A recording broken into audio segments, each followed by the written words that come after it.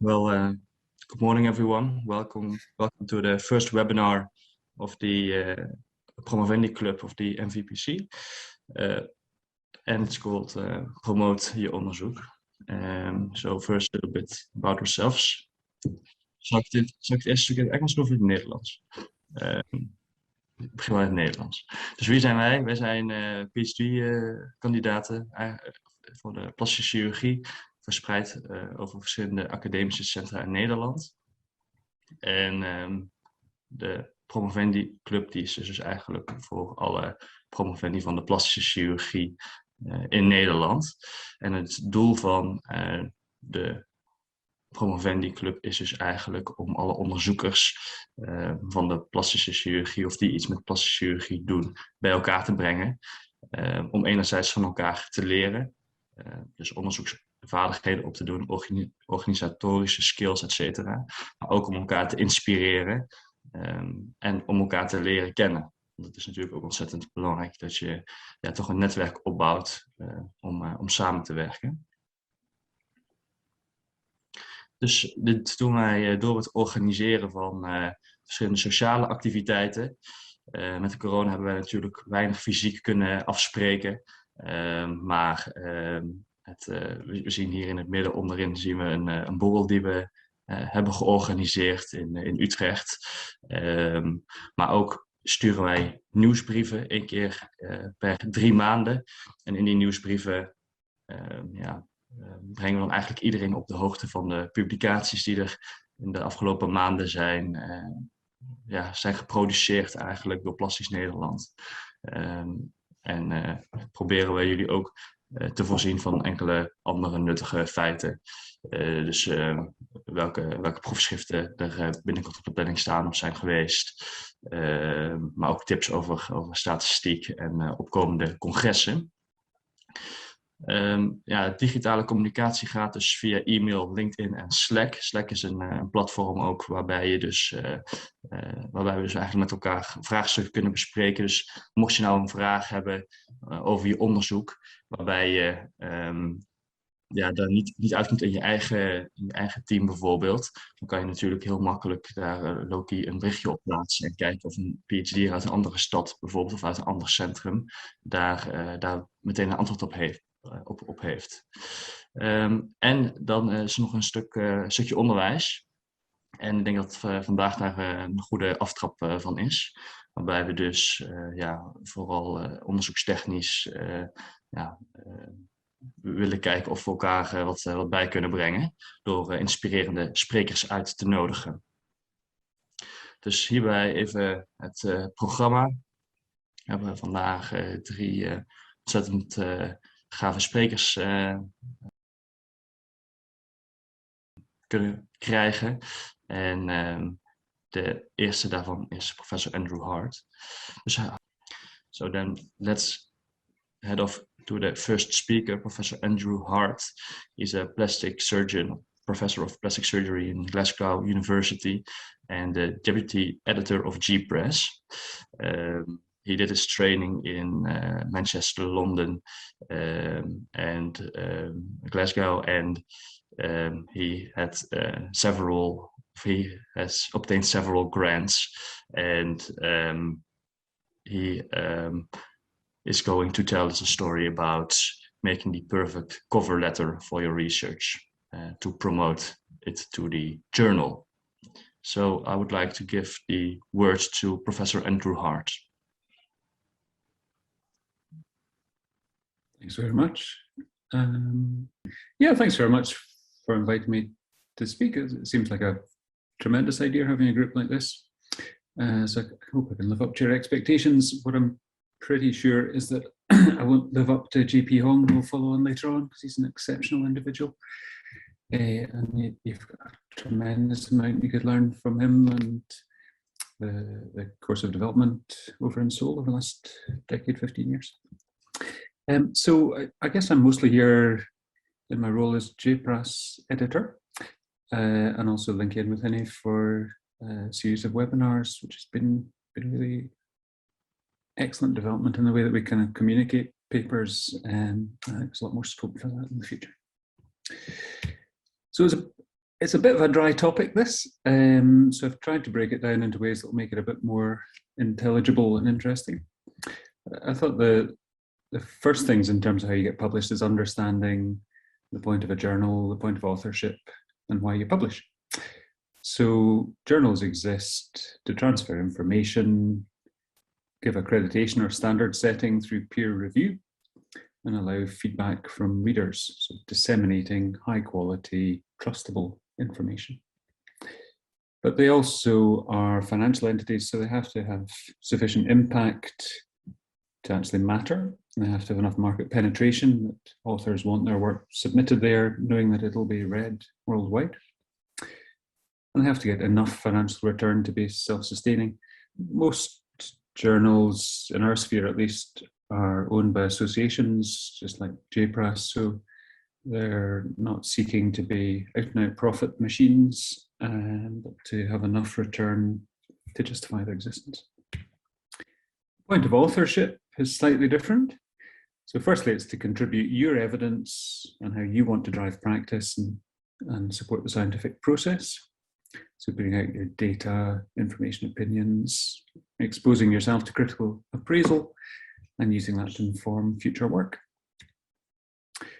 You want to get credit as well for the work that you've done, professional, institutional, and in terms of career and training progression. And in different systems, there are different financial rewards. There's always reputational reward as well. Which leads on to why you publish. So basically, I'll cover all these points in more detail, but it's a necessary part of the scientific process. It builds your curriculum vitae for career progression. It's essential if you're going to recruit funding in the future.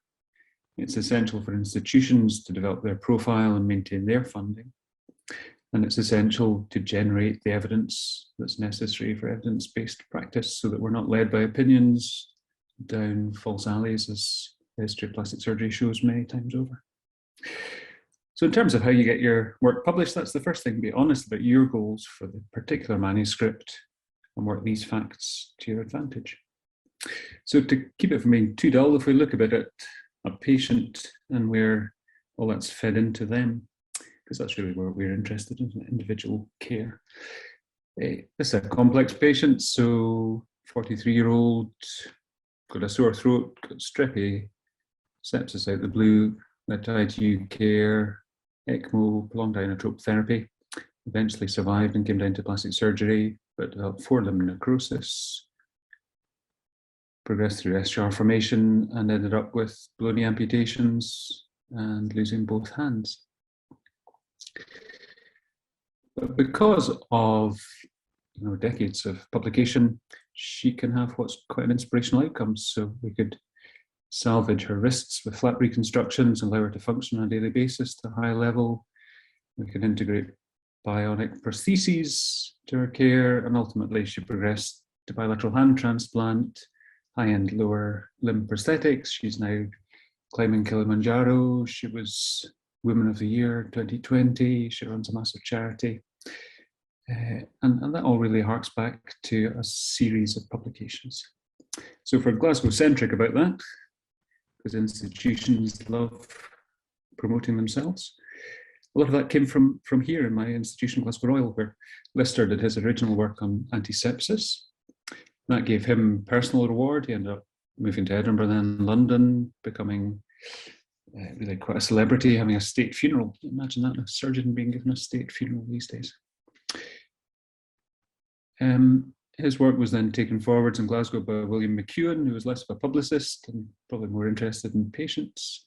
And he set up a whole range of services off the back of this, but based around the ability to deliver safe surgery, a safe elective surgery. So orthopedic surgery, straightening children's legs, doing brain surgery, and a range of other things, including developing anesthetic techniques. So that really enabled us to move towards elective reconstructive surgery under anesthesia. In Cannisburn, a lot of the work in flap reconstruction was taken forward in the early days with cadaveric dissections, publications, description of the groin flap, for example. And then Bob Ackland came along and did all the engineering and work that made free flap surgery and microvascular transfer safe and broadly applicable instead of a niche application. But it took a Sentinel paper to really get free flap and microsurgery accepted, and that was really David Souter's work on intraoral reconstruction with the free radial forearm flap. It's a paper that was the most cited paper in plastic surgery for decades. In parallel with that, there was work on tissue transplantation and immunology. Tom Gibson setting up the observations that led to Medawar describing the whole concept of immunology and tolerance. Renal transplant with Joe Murray, and a range of people like John Cobbett doing the first toe-to-thumb transfer around the country and the world. And all that fed back to us being able to deliver this lady's final level of care, led by Simon Kay in Leeds, generously involving us in the surgery and shared aftercare, so that she can now come to what has proven to be a class-leading functional outcome in terms of independent life and holistic welfare. But as ever, that's going to spawn more research pipelines. The two obvious ones are how you make composite tissue allotransplant more broadly applicable, and that's all about tolerance.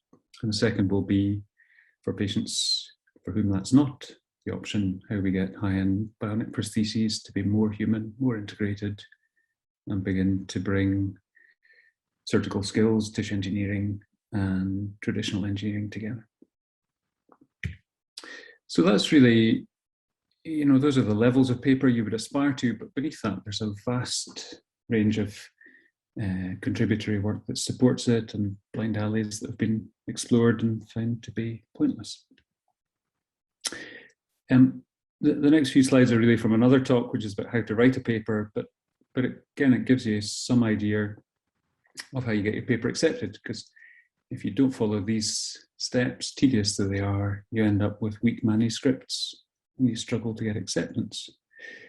So right from the outset, you've got to accept that it's going to be a big job to get your work accepted. The first thing really is establishing the topic of your manuscript. Have a focus, don't go for a broad sweep, a little bit of this, a little bit of that, maybe this will matter, maybe that won't. Define your topic. So work from the initial idea, scope the literature to see how that implicates further development. Do pilot work where necessary, and almost always it is necessary, because that really lets you narrow down on your null hypothesis, work to the philosophy of science strengths that let you do a project which has a chance of giving an answer. The thing we hate the most in journals is receiving work that doesn't actually answer a question. In doing that, you'll have a few loops of this, and then finally you'll have your topic confirmed. Then it gets more complex, so you have to think about study design that's necessary to test that null hypothesis, and necessary, not what study can we do, what study must we do, and if you can't do it, don't start. That involves power calculations, external input, pilot work again, and a raft of steps, checking that you can actually deliver. Okay. As part of that, draft sensible timelines and then probably double them, because inevitably it takes longer than you expect. And this will again feed into what's able to be done within the pragmatic restrictions you're working to.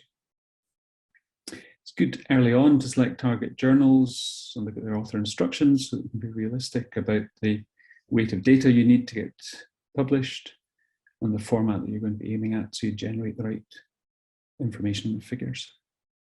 And agree authorship early on as well, before you start the research ideally. Then you look at doing the study, so you start your research. We're all prone to being weak on these steps, but it's really critical to the validity of your output that you've got robust, solid methodology that's been very well undertaken, blinding, simple measures like that, making sure that you've got good intra-observer variance, etc. Use critical others to refine those plans, define protocols, check back through. And as you're going along, consider interim analysis, not so much to change your intended outcome measures or anything, but just to check that things are on track and that you are going to be able to deliver. Finalize your data collection before you begin the analysis, and blind that as far as possible, or have backup external individuals who can assess to make sure it's done objectively. Work through your statistics with great care in terms of selecting appropriate measures to describe the data sets, normative or non-parametric data. Avoid data fishing or data splitting. Target your primary outcome, primary question first, then look at your secondary measures. And then prepare your figures and tables. At that stage, you can do internal review with your author group or critical other. And then you can start to be sure that the design was good and that you're not generating pseudoscience, but actually scientific, objective, robust data. Then you can start on your manuscript. I'll not go through this in detail, but you can, I'm sure from the recording of this, get an idea of this. The biggest thing that we find is you should probably look at your methods first, write that, then the results, then the discussion, and then come back to your introduction. And the last thing you should write is your abstract. Make sure your abstract is data-driven, data-dense, and a true advert for your work. And then you can finalize. And again, at this stage, you can use external others as effectively as peer reviews so that when you submit to a journal, it's as close to a mature, finished, peer-reviewed article as possible. And take time on those steps before you send it in.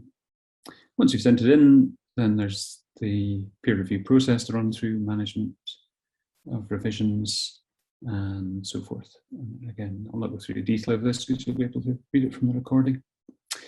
And in truth, I think submission letters are largely redundant now. I think most editors don't really pay much attention to them. They look at the abstract and the title and the methodology first. So in there, you should be making clear the case for your study anyway. And the submission letter is really just duplicating that. I'll go through a few more specific issues.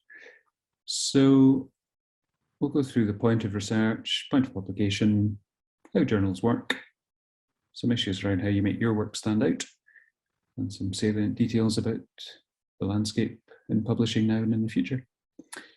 And then all of these, you're thinking how you maximize quality of your work. Better quality work gets accepted more easily. How you maximize the impact of what you produce. How you learn to write well. And increasingly in the future landscape, how you promote your work yourself. There's a lot more scope for you to drive that process than the journals as time goes by. So if you look first at the point of research, really for you, it's about career advancement, interest, or proving a point, augmenting a developing field, or for a small number of individuals, genuine ambition to shift the paradigm. Bob Ackland made free flap surgery work.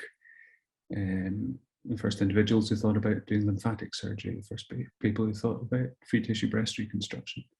Those are big pieces of work, and they're not going to be one paper, but you've got to set your ambitions to what you can deliver and what facilities you have available.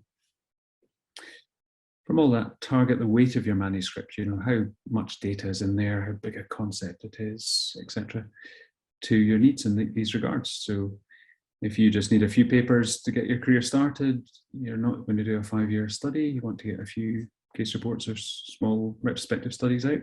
If you're looking at paradigm shifting ambitions, you're looking at proper funding, proper long-term studies, big data. The point of research for the profession is really establishing truth. Now, in reality, if you look at the philosophy of science, that's an impossible ideal. There's too many layers of psychology and social interaction and a whole host of other things that get in the way of that, but we're trying to make it as defensively true as possible. And we're trying to do that generally in favor rating it higher than simple incremental knowledge acquisition. So the paper that tests a null hypothesis, proves a theory, has far more impact and weight, is going to be accepted faster than one that's simply adding a bit more data to what we know already about something. When the profession look at research, they want to critically appraise concepts and theories. So when you're writing your papers, enable that process, make it transparent, give the data, give access to data sets, describe your methods in full detail. Because that's what we need to generate evidence practiced. We need to be sure of robust studies, well executed, and be able to interrogate the data. The community, so science is the most efficient vehicle to deliver objective knowledge and direct progress, in our case, clinical progress, but it's not a perfect process. So it has to rely on exposure. So you've got to be willing to put yourself out there to get shot at, because it's that robust critical appraisal that refines and drives scientific progress and allows dissemination of knowledge that is more true rather than less true. So write to enable that process. And the point of research for truth, so say it's a slightly unobtainable ideal, but closer to rigid scientific methodology, closer to robust critical appraisal, wider a peer group that can engage in that process, the closer we get to the truth, but the devil's in the detail. So from your point of view, to get accepted, focus on that detail right from the start. So you're going to have to look at design, facility, timelines, how you have meticulous data collection, appropriate ranges, outcome measures, doing what's right rather than what's easy. And take that right the way through analysis, data presentation, and ensuring that your conclusions are justified by the data. Why publish?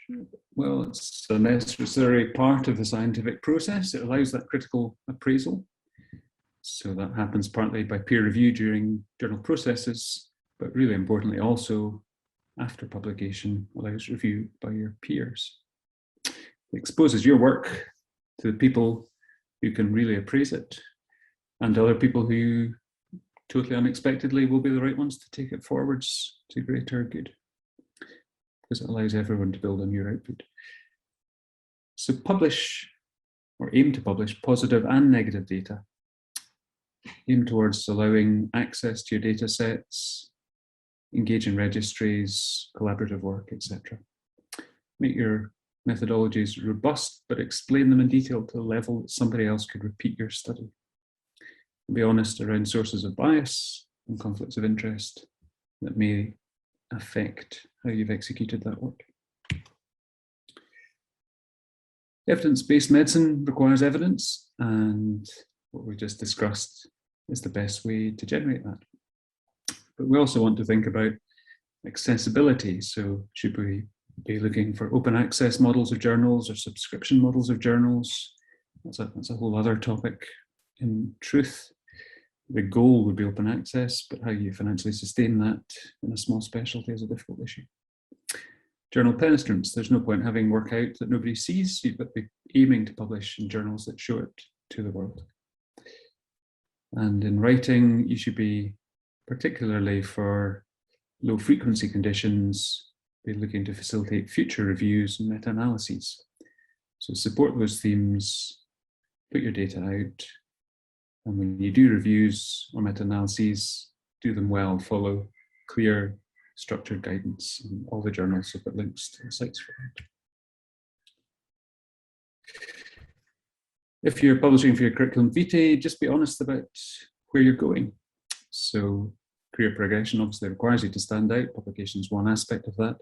It's a marker of your activity and talent, but where are you going? Are you going to be somebody who just wants to get up the ladder clinically and then stop research? You could be somebody who's going to be research interested as a long-term clinician. Or are you looking for a true academic career? Because you want to target your publications to different weights of journal, different styles of work, depending on where you're going. Be aware that increasingly publication is an early career phenomenon. It used to be the case that you hit consultant or or professor level, and then suddenly the publication's churned out. But increasingly, people are doing it early because you need to do that to set your stall out, to get through the hoops, to make it up the ladder. Constantly think about quantity versus quality. The more you're heading for an academic career, the more you're heading for quality. The more you're heading for a pure clinical career, the more you tend to think about quantity. If you're going to recruit research funding, it's massively competitive. So you've got to have quality, impact, cited work.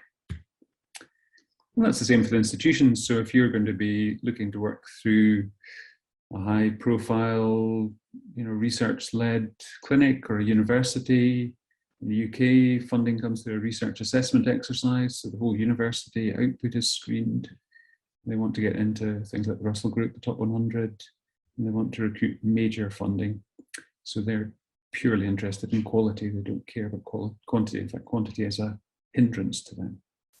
And that might be totally different if you're in a private clinic where you're just wanting to get profile in a field. You want to be known as the breast reconstructor. A whole load of low impact, high quantity publications might be fine. How to publish?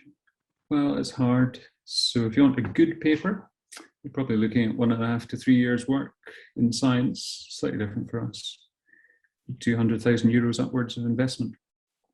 Clinical papers give you a cheaper buy into that because a lot of the work is funded by the healthcare service, but it's a big volume of work to create a good paper. And of course, in terms of tricks to get published, the better the work, the easier it is to publish. And focus, don't get distracted. Be realistic on what you can achieve in the timeframes that you have. And be brutally honest with yourself. Match pragmatism against your ambitions. Because you've got to deliver for yourself. Think when to publish. So there's different ways to think about that. Target driven, I need to publish in PRS or JPRAS or Annals by the time I'm doing my registrar application. Or I need to publish by 2010 because that's my boss's next assessment is coming up. But it can also be interest driven. So I'm going to chase this problem until I've actually solved it, and then I'm going to publish. And those are the nicest papers for us to receive. Most places it's a hybrid, of course. So again, you're balancing pragmatism against ambition, but be honest with yourself. What you want from that is to be the right study at the right time. And that depends where in the evolution of a field you are. So early on in a field's evolution, really the questions are, what is the problem? Are there any solutions? What mechanisms are there that we could look to have therapeutic insight to? What technologies or treatments might work? And you're looking for low impact publications there, case reports, communications, small retrospective series or studies. Next phase into the field is generally we found some things that work, but they're not ideal. And then you find lots more things that are similar that work but aren't ideal. And you're really interested in quantifying pros and cons and starting to narrow down on what's going to be the final solution. And that's where bigger series, structured reviews start to come into play better.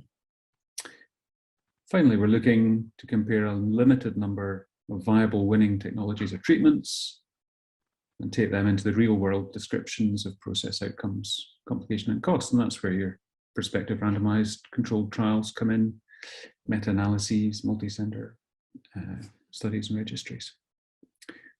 So if you're in this phase, don't waste your time trying to do a case report. If you're in that phase, you're never going to get this done. And just again, be realistic where you're taking that through.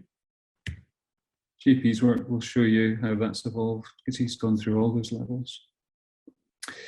In flap surgeries, so just to highlight that, in the 40s and 50s, it was just about how you got tissue to shift somewhere.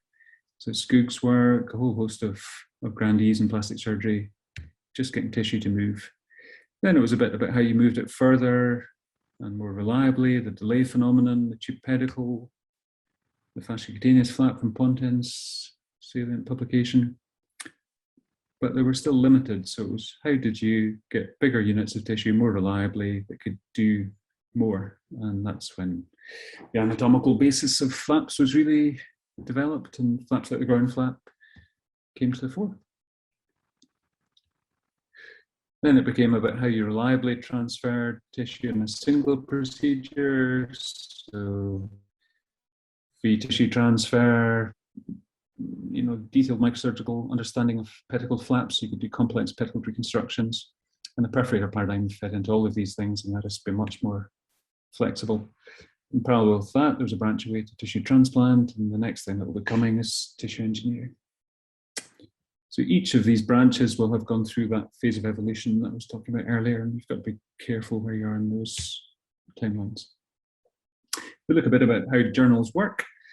So journals have to be financially self-sustaining and meaningful. So you balance what's right in publishing terms for the greater good against having to make enough money to keep publishing. Most of that is built around impact metrics, so we have to be careful that we're publishing work that has impact that's cited. And by doing that, we hope to maintain the circulation of downloads and market share. And we try to stay within our remit. You all know about editorial and peer review processes, but I'll briefly explain that in a minute.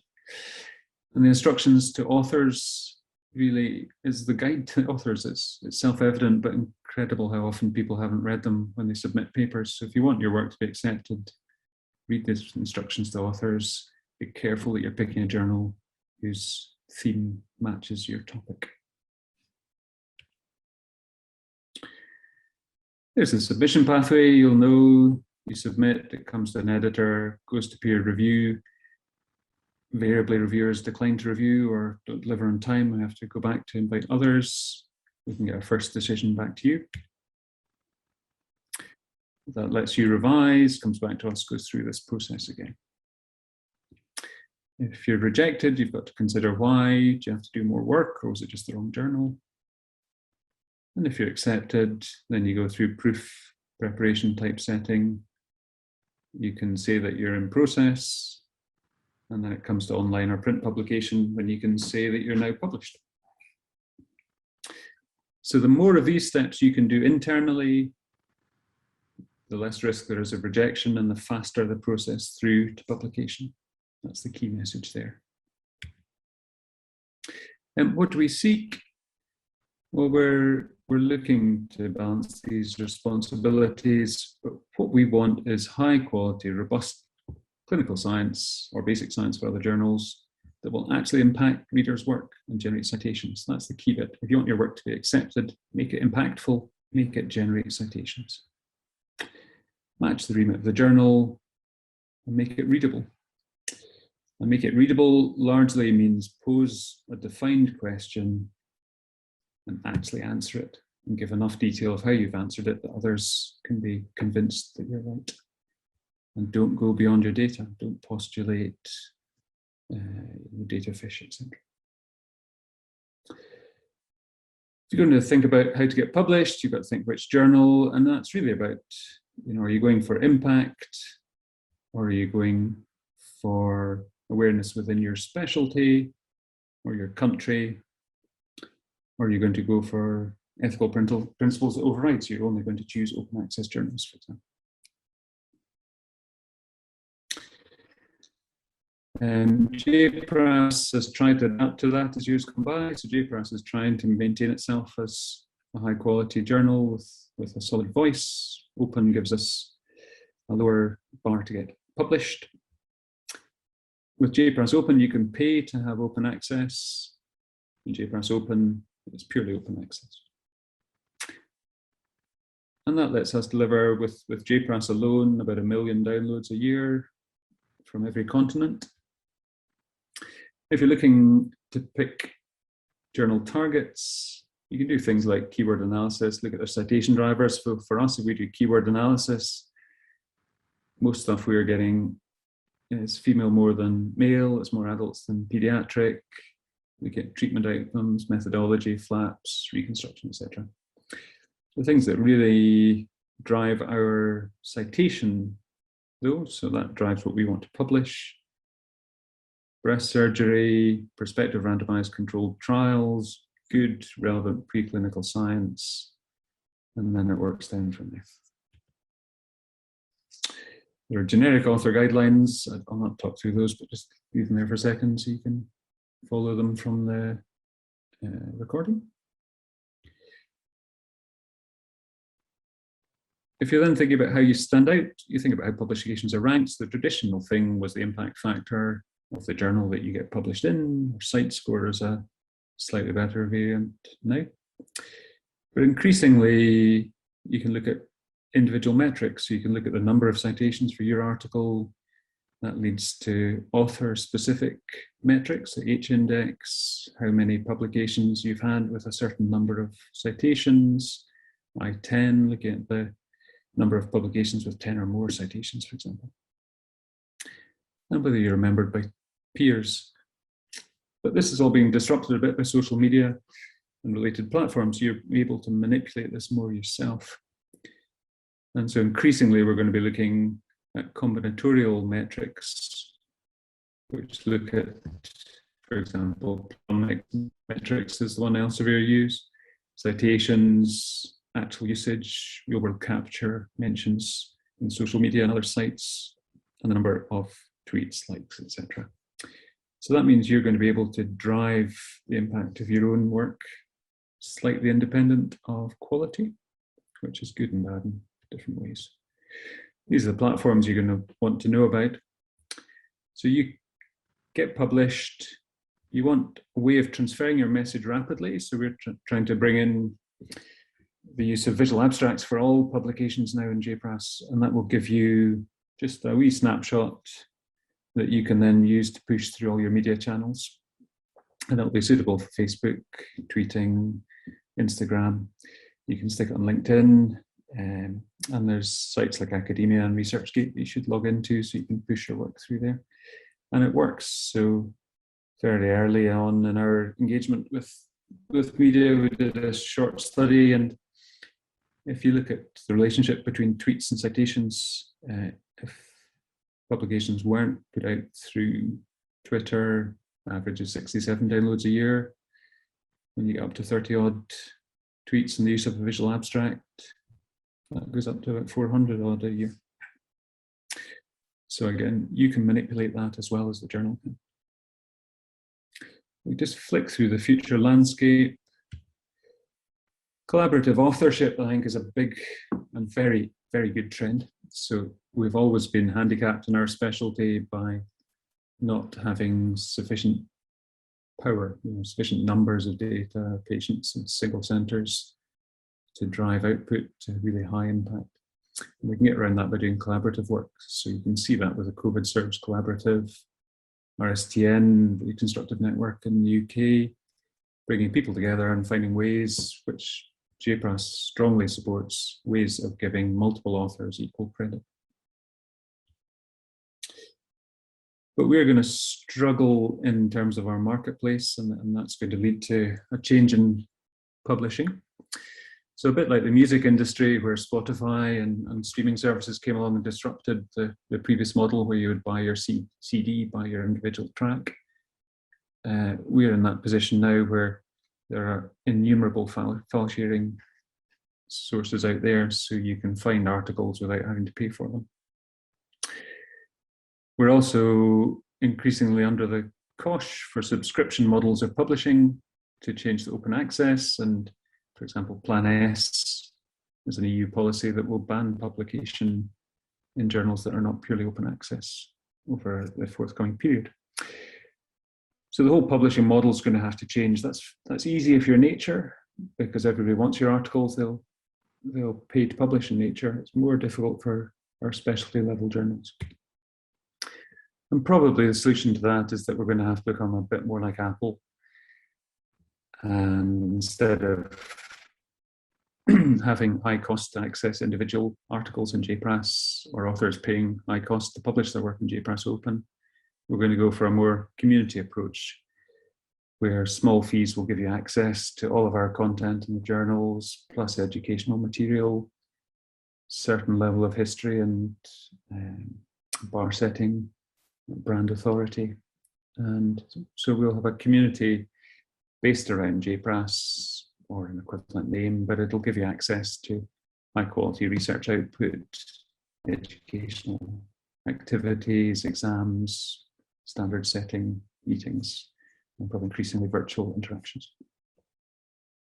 So in summary, to try and talk about how you get published, publishing is good. It's good for you, it's good for the specialty, and it's good for patients. We've got to drive evidence-based practice.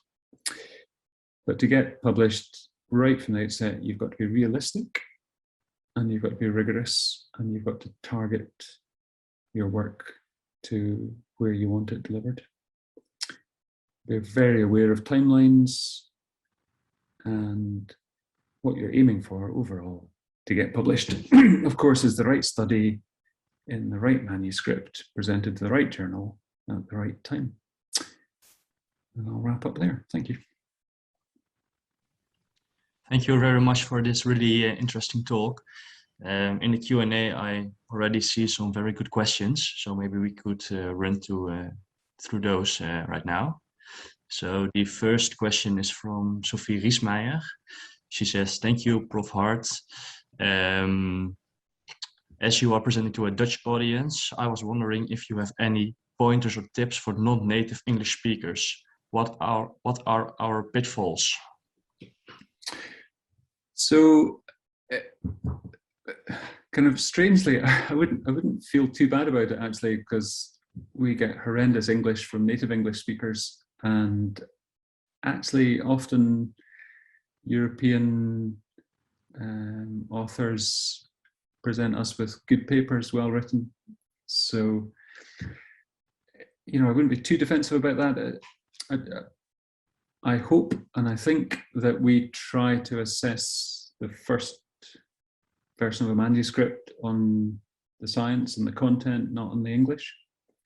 So if you send in great data that's delivered well in a horrible hodgepodge of bad English, we want to work with you to get that to a good standard of English. If you send in something that's beautifully written in English, but it's a rubbish study, you're going to get binned. And I, you know, I hope that's spreading across the publishing world, because I mean, Brexit's a disaster in so many ways, but you know, it just shows that the English language or UK hegemony is faded and should be faded. So yeah, I think you can try your hardest. You can engage with colleagues who do have native English speaking, and there are professional translation services available through all of the journal websites. But fundamentally, I think it's probably less of an issue than you think if your study is good. All right, and so thank you for your answer. And staying to this subject, apart from the grammar and the choice of words, the Dutch tend to be a little bit direct sometimes.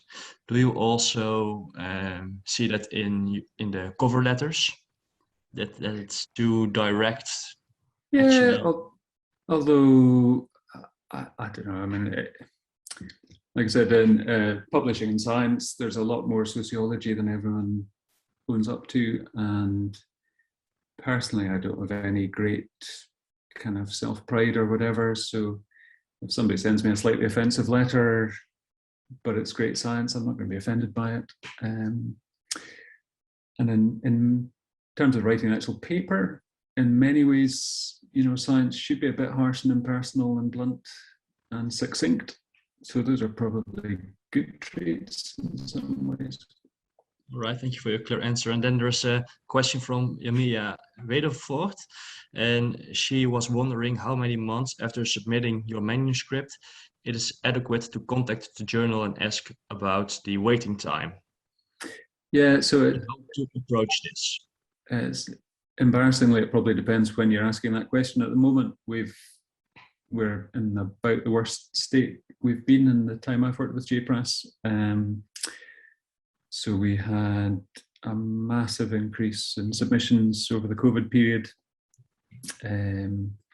at the same time as our reviewers were beginning to get overwhelmed by either COVID responses or coming out of the COVID crisis. So we found ourselves slipping way behind in our timelines.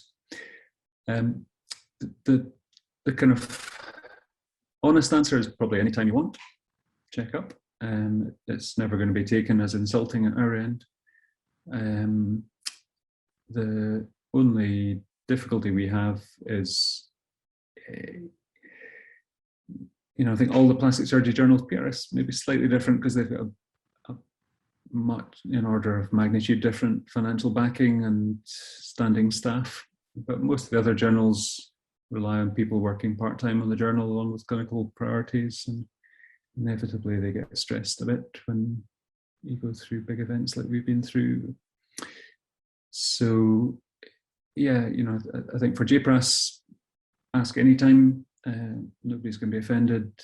It can probably only do good in terms of making us feel even more guilty that we haven't got it delivered for you in time. But at the moment we have been struggling. We're definitely catching up over the last month. There's a big change. So we should have our backlog cleared in terms of first responses and repeat reviews and so on. I think over the next 6 weeks. Probably.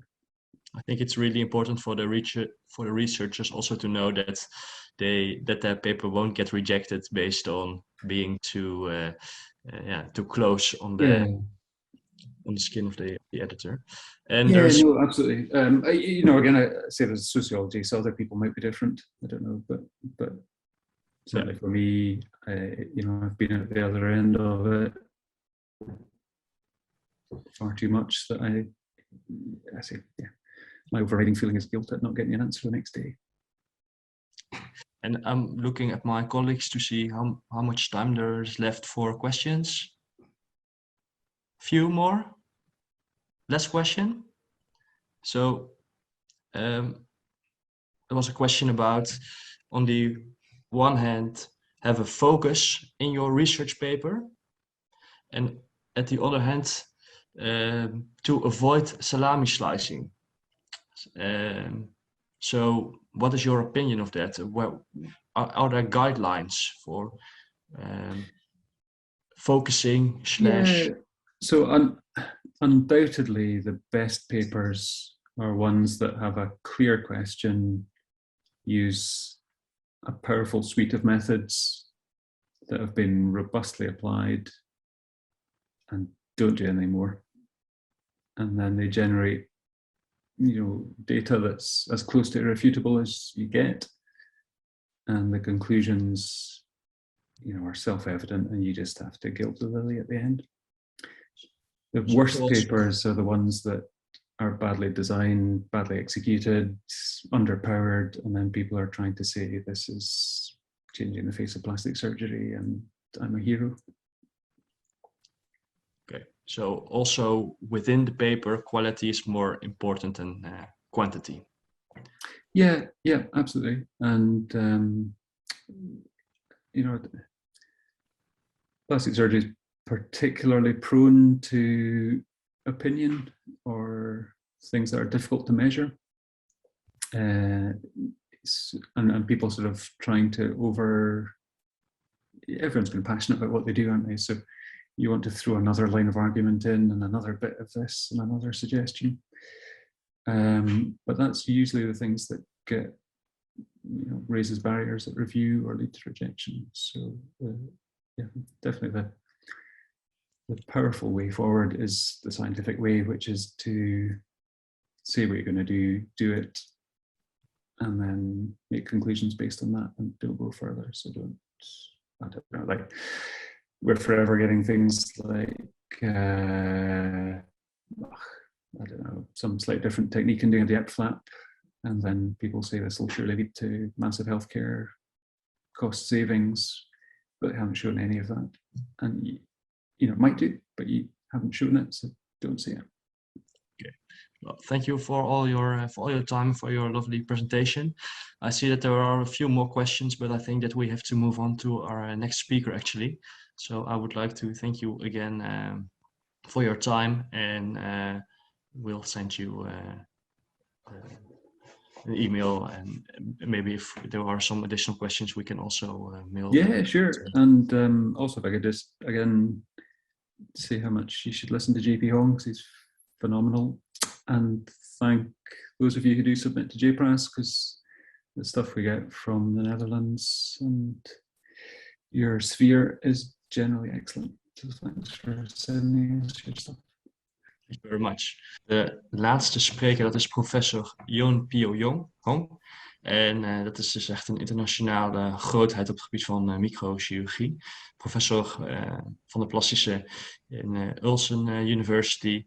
En ja, hij heeft ontzettend veel internationale aandacht verkregen voor zijn onderzoek. En helaas kon hij vandaag niet live zijn presentatie geven. Vanwege andere omstandigheden, maar heeft hij dus van tevoren de presentatie voor ons opgenomen. Waarbij ik van tevoren nog al bij zet dat mocht je dus vragen hebben over de presentatie of iets anders dat de professor al heeft aangegeven, dat we de vragen naar hem kunnen mailen aan het einde van de sessie. Hello, friends. First, I would like to thank the PhD Association of the Dutch Society of Plastic Surgery. Today, I would like to share my thoughts on what PhD had done for me and answer some of the questions that you've sent in regards to promoting research. Now, in our field of plastic surgery, it's almost synonymous with innovation. As you can see, we've done transplants, bilateral hand transplants, uterus transplants, facial transplants. We've done so many innovative new procedures in regards to diabetic foot trauma, cancer, and as Dr. Kushima and Dave Chang led the field of lymphedema. And now we're even moving towards the age of robotic surgery, where we're having assistance from robots, as shown with Marco Innocenti, or as shown by Paul Serderna. Now we're having cyborgs to help patients adjust from their amputation. So plastic surgery is all about innovation. And what these innovations or what these innovators have in common is that they're excellent in their clinical experience. They're very great clinicians. At the same time, they have done abundance of research, which ultimately leads to innovations in our field. Before innovation comes, you have to know the fact that it took them years and years of training and years of research to actually realize what they had in mind, ultimately leading to innovation. And this is what a daily life looks like for residents. It's all about training. It's about gaining experience. It's about practicing the same thing over and over. It's about doing things practically. It's about persistence, in patience, in doing the same things over and over again, and sometimes going over failures, overcoming them, and really set the goal to be perfect, and sometimes even be paranoid that when looking at the flaps over the night. And through this training, it's not only about acquiring knowledge, it's about really building an attitude, and an attitude that you're able to succeed, an attitude that you'll be able to overcome these hardships and ultimately lead to an excellence in our field. And the attitude that allows you to have courage and really have a disciplined a professional life, know what's right and wrong, and really vision what's your long-term goals, and be resilient, but at the same time be optimistic and build confidence and always have a dream in what your future is going to be. And this is what training is all about. And through this training, we ultimately can lead to excellence. So training ultimately can lead you to become an excellent clinical surgeon. And this is important because the more you practice, the more you become aware of, or you become, how do I say, possible to manage a situation, and an unexpected situation. And all these training comes back alive and allows you to overcome that moment of despair. As this pilot landed his plane over the Hudson River, he has never practiced landing the plane over the Hudson River, but through his tens and thousands of flying experience, he was able to make that split-second decision, and he was a great a technical pilot. And this is what training gives us to become a great technical pilot.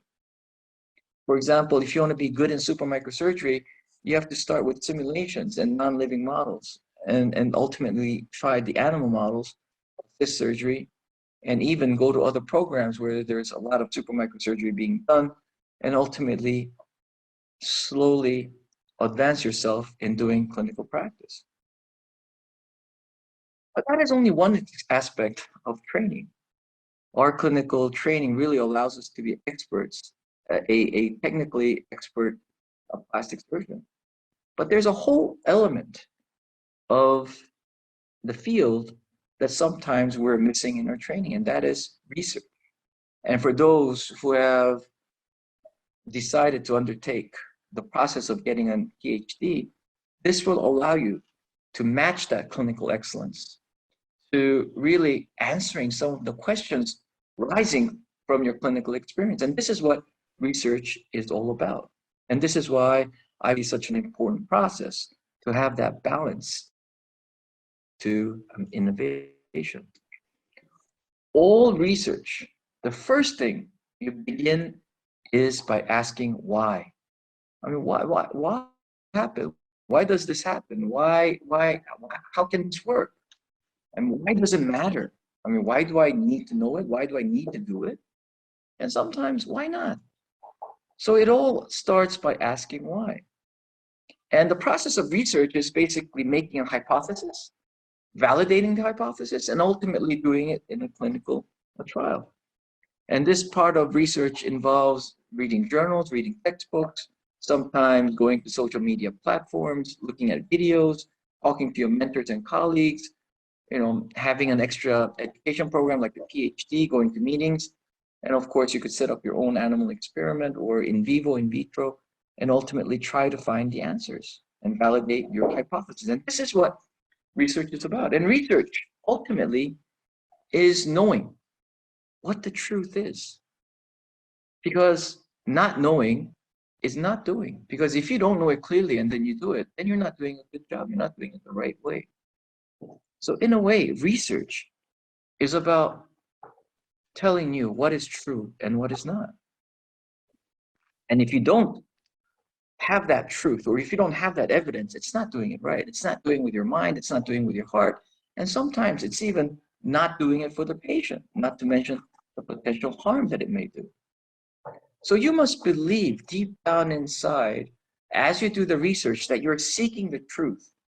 And once you find this truth, that you must believe that this is going to work and ultimately help you guide based on the technical excellence that you've achieved during your residency, and now with the research training that you do as PhD students, and ultimately give you the belief that you'll be able to lead to a future innovation. And this balance of clinical training and clinical research training will allow you to see beyond the box and ultimately get away from that routine and start to think about new things. Most of all, what research does, for me at least, it sets me free. Veritas vos liberavi. And once you're free to do what you think is right, what your hypothesis is, that is when magic happens. The truth sets you free to do and move on to the next step. And that is what research is all about, in my opinion. So to me, PhD has really allowed me to think about things in a very different way. It has trained me to ask questions and keep searching for the answers. It has trained me to validate myself, validate the hypothesis, and ultimately communicate and finally put it into practice. So this is what the PhD program hopefully will do to you as it has done to me. So with great pleasure, I will start to answer some of the questions that you've sent. The first question is, when you present similar studies, topics, or the same story at multiple conferences, how do you manage to keep each presentation interesting and fun to listen to without repeating yourself? This is a very good question. And I often get this question a lot. And basically, when I ever present, I just think about what Aristotle taught us. Ethos, pathos, logos. Ethos is about establishing your authority. So when you speak, you say, you know, I'm a board certified plastic surgeon. You're a professor. You're a PhD.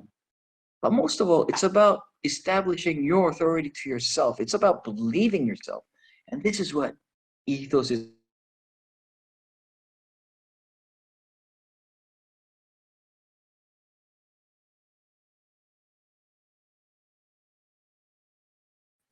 is the ability to sway the audience emotionally.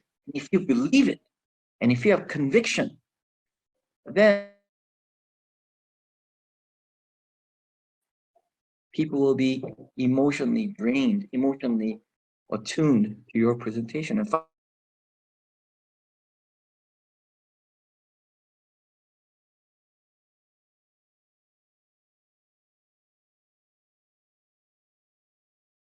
I think about ethos.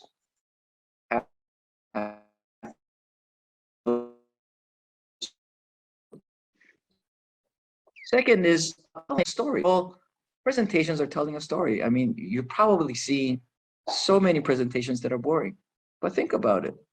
What were the presentations that you thought that was great? It was ethos, pathos, logos. And in addition to that, it was about telling a story. It was about making you believe the story. If you believe your story, then it's very easy to tell. So tell your story, but tell the story in a way that you identify with your audience. Try to keep it short and simple. Try to keep it logical. I always start by asking why. Why is this story important? And build a plot and make sure that I repeat the take-home message clearly enough so I won't have to stress it again, and they'll know what the take-home message is. And remember, it's about telling a story. So look in the mirror before you present and practice your story. Are you telling a good story or not? It's not just giving a lecture, it's about telling a story. My story began with an ALT. And with the ALT, I still have problems because it was not a thin flapping sometimes.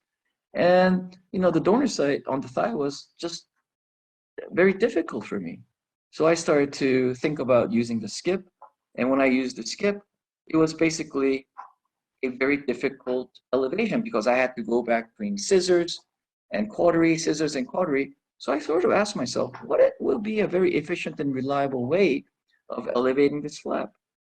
And we asked whether or not bovie, from cutting to dissecting, would it be possible? Because we were taught the bovie radiates a lot of heat compared to the bipolar. But when you use a bipolar, you cannot dissect. So you have to go back and forth, scissors, bipolar. And it just takes a lot of time, and it's very inconvenient. So we try to ask, hey, is there an easy way to dissect and look at the possibility of using bovie? And we try to find the evidence, but believe it or not, there was actually only one paper, a very incomplete study that showed that it had slightly more radiation of heat. So with lack of evidence, we designed our own animal model and start to search the mode of using a cutting mode, monopolar bovie, against bipolar, and show that the radiation of heat was minimal, even compared to scissors. And furthermore, we looked into physiology, whether or not it constricts the vessels and decreases flow, and statistically it didn't.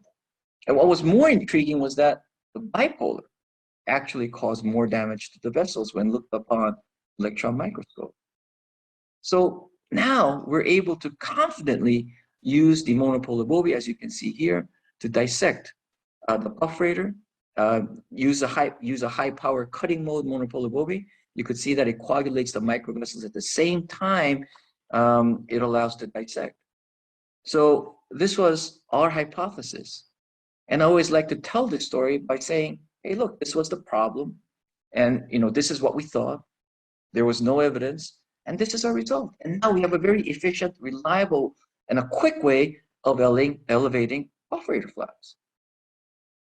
So now you heard the story. Now, what is your take-home message? Am I telling the story right? Is this story intriguing enough for the audience to listen? Is it short and simple message? So practice telling your story based upon the idea of ethos, pathos, and logos. And then your audience will always be able to listen to you. And as you build your story, if you have new evidence, keep adding it on. Don't repeat the story at the same time. And if you practice storytelling, you will always tell it in your own way. So it's not about lecturing, it's about storytelling. So remember that. And that's how the audience really is engaged and has a fun time listening to your story. The second question I had was, how do you manage to develop yourself as a good clinical surgeon while simultaneously doing research and traveling the world to present your research? Well, I think, again, my way of thinking about research was to answer the curiosity I had during my clinical practice. And in a way, it's translational research and trying to find the evidence or the truth for the clinical questions I had. To research the clinical questions, so I align my clinical work with the research that I do. I make sure it's relevant, and I try to prioritize the questions. There's so many questions we need to answer, but since I like to do lower extremity and trunk, I sort of like to focus on the things that are relevant to my clinical practice: operator flaps, lymphedema, supramicrosurgery. And these are the research focus that we've been doing. So aligning and focusing. And the third is always challenging the status quo. You have to find a better way to do it. Remember, in the past, there was not better microscopes, there was not better tools, but now we have these. So now we could find a better way to do it. It's a point flap. Its popularity when Dr. Taylor showed, and Koshima did a suprafascial dissection and did the skip. However, we further were able to modify this and elevate on the superficial fascial plane. But still, even doing it with this method, we realized that the skip flap still had a very short pedicle. So how can we make this, or how can we overcome the short pedicle challenge? And this is when the idea of using perforator as a recipient vessel came to our mind and came up with the concept of perforator to perforator supramicrosurgery. So having this question, having this necessity actually leads to a solution. Furthermore, we also asked about challenging the status quo about dangling. Do we always have to dangle after lower extremity reconstruction?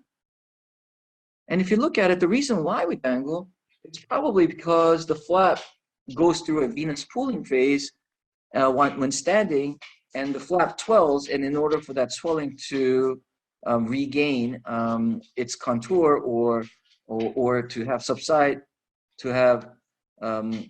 subsiding of the swelling, it takes time. And this is hence the reason why dangling.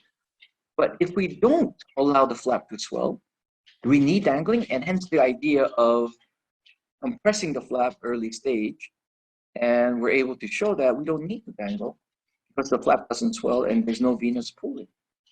And this further led us to doing a lot of research with ultrasound, because we use ultrasound to map out the physiology of the flap. And while we were doing this, we had a lot of support through discussions, through constructive criticism, making sure that our hypothesis, we had many other challenges and suggestions and opinions from our peers, and we always try to listen to them. What was done in the past may not be true in the present, so we're challenging the status quo. And most of all, what's really important is that you have to acknowledge your team. You cannot do everything yourself. It's what team you have that allows you to keep on pushing forward with research. When I was alone in my department, everything was very hard. I couldn't do it alone. But now we have a team. I try to know them personally and really acknowledge their work. So everybody gets credit for the research they've done. Everybody gets credit for the surgery they've done. I try to help them align the work with our goals. And I'm always open to constructive criticism. At the same time, I provide very candid criticism.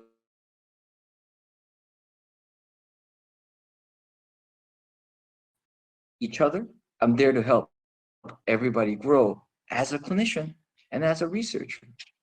When you know them personally and when you criticize, it helps them to grow because they know that they're being criticized for their work, not because of their personality. So this is why it's very important to have a team. And this allows me to really allow to travel as well. We are what they grow beyond. That is the true burden of all masters. So as Yosa said, as a team, our juniors, they grow. And that's what the team becomes. Everybody needs to grow together. So how do you develop yourself as a good clinical surgeon while simultaneously doing research? Identifying the focus of the research that I need to do, prioritizing the questions, making sure that this is aligned with the clinical work, and always challenging the status quo. At the same time, teamwork, and making sure that I delegate work, making sure everybody's happy. And through this teamwork, we're able to present or continuously evolve with research, continuously to answer new questions. And this really allows me to present more up-to-date work and travel. Third question was, how do you build such a large worldwide network? Well, I'm a strong believer in free education, training and mentoring. I try to participate as much offline meetings as possible. If my schedule allows me, I will participate in online meetings, but I'm a strong believer in social media. I believe that social media is a strong platform for education. I do Facebook, Instagram. I have most of my surgical videos on Facebook.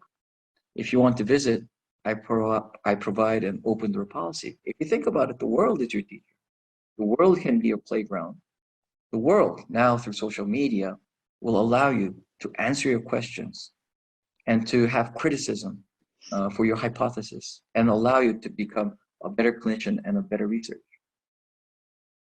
And through this process, I make sure that we try to solve the questions together. It's about bringing people who are interested in the same theme together to work on the same question and ultimately find the answer.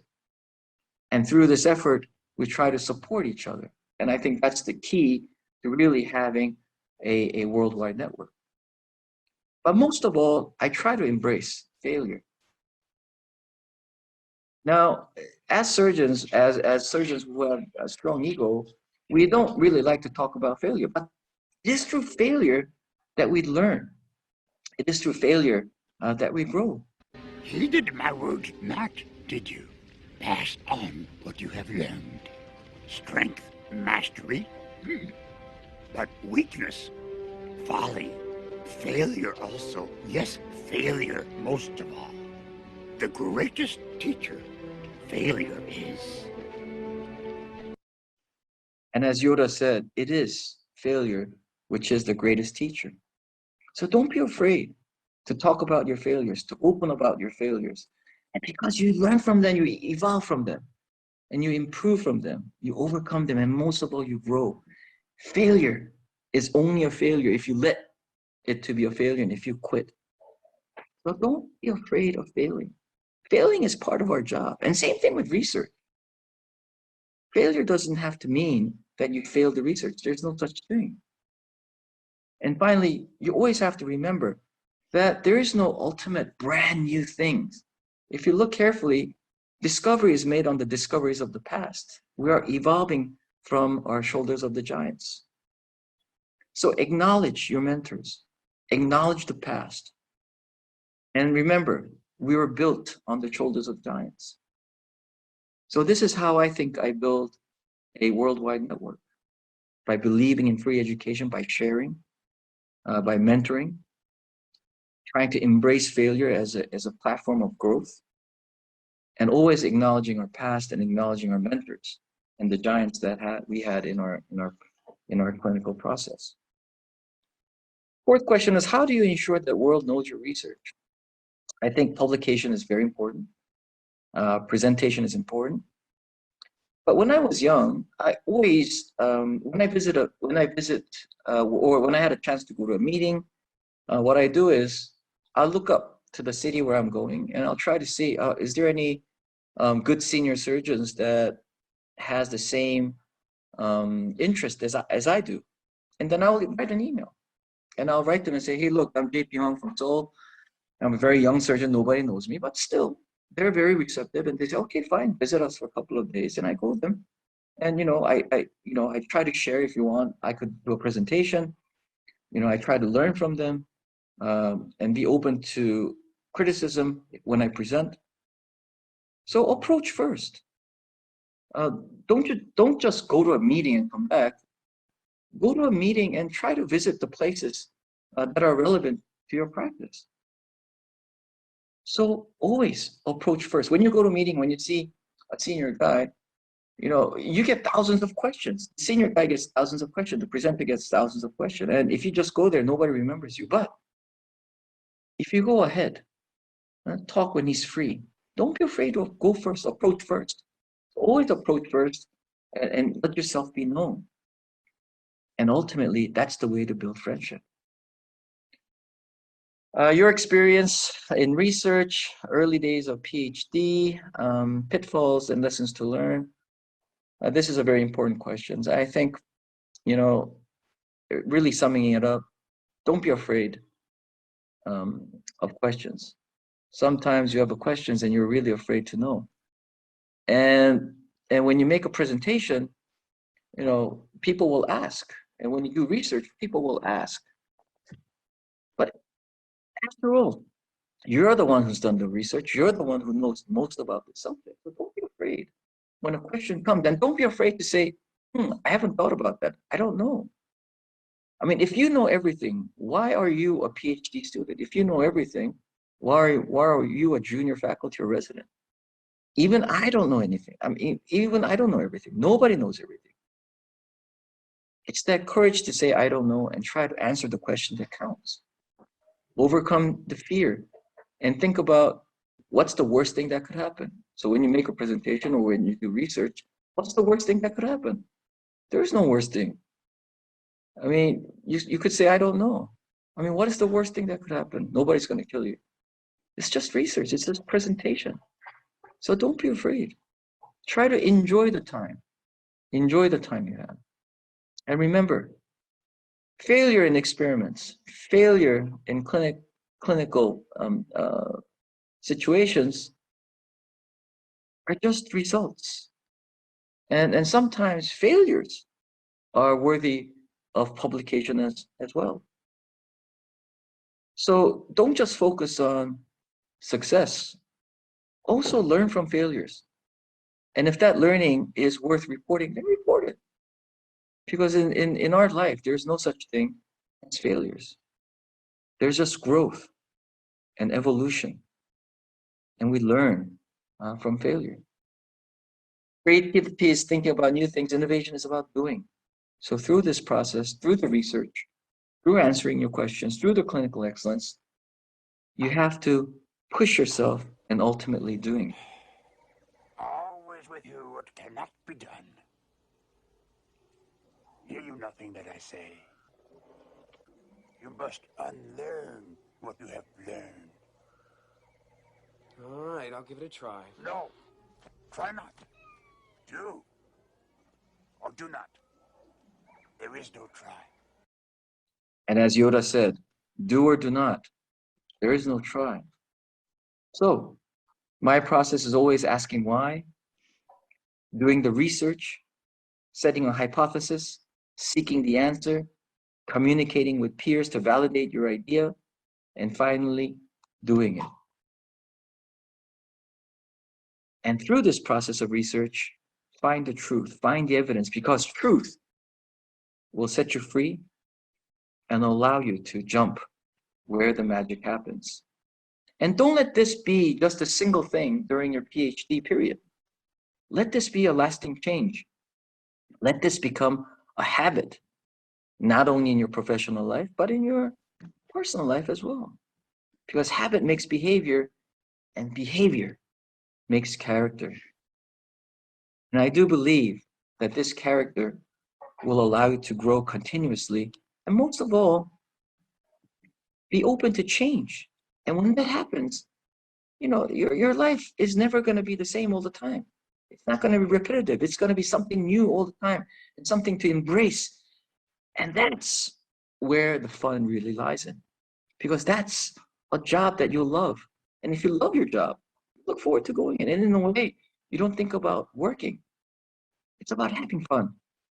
So with that, thank you for the invitation. I give you this last slide. There are 3 peoples in the world who makes it happen, who just watches it happen, and who don't know what the hell happens. So through research, through clinical practice, I hope you become the one who makes it happen in the world of plastic surgery today.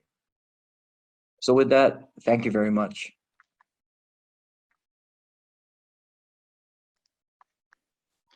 Zo, en met deze wijze en inspirerende woorden zijn we denk ik aan het einde gekomen van deze webinar.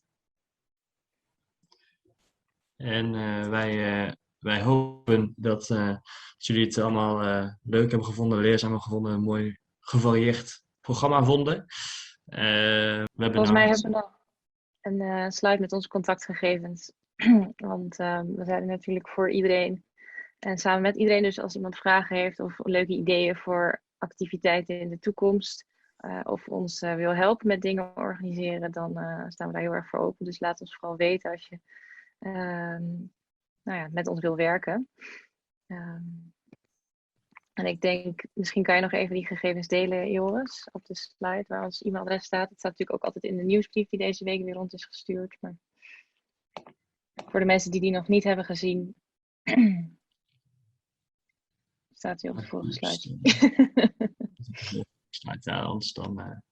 Het is promovendi@nvpc.nl, dus dat is eigenlijk een heel makkelijk e-mailadres.